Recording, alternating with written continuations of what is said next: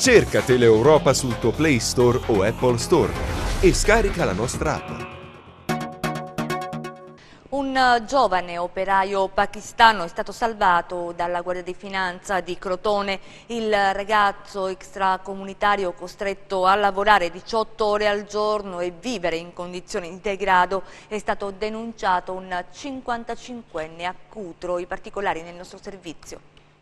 Costretto a dormire a terra su un materasso di fortuna, le condizioni igieniche precarie, il lavoro trasformato in un incubo per un giovane pakistano solo e smarrito in una zona impervia di campagna nel Crotonese. Sono stati i finanzieri a salvarlo. Quando ha chiamato il 117, un operatore del comando provinciale della Guardia di Finanza ha compreso dalle poche parole in inglese la gravità della situazione ed è scattato l'intervento delle Fiamme Gialle che, con il coordinamento della Procura della Repubblica di Crotone, dopo aver passato al setaccio, una vasta area rurale nell'agro del comune di Cutro, e dopo aver rastrellato oltre 10 chilometri di territorio durante la notte tra fitte vegetazioni, rovi, correnti d'acqua e canneti, sono riusciti ad individuare il cittadino extracomunitario che, ancora terrorizzato all'arrivo dei finanzieri, continuava a chiedere aiuto. Rassicurato il ragazzo attraverso il supporto psicologico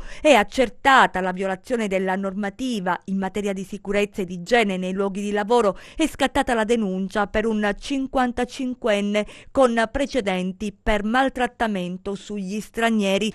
Una storia che rivela quanto sia diffuso il fenomeno del caporalato nelle campagne calabresi, sfruttamento e riduzione in schiavitù, la cronaca che porta alla ribalta i casi in cui i protagonisti sono soprattutto cittadini stranieri, costretti a subire angherie, prepotenze, costretti a lavorare ore e ore di fila per pochi euro. Questa operazione della Guardia di Finanza ha anche una forte valenza sociale, rappresenta una speranza concreta per chi è in difficoltà.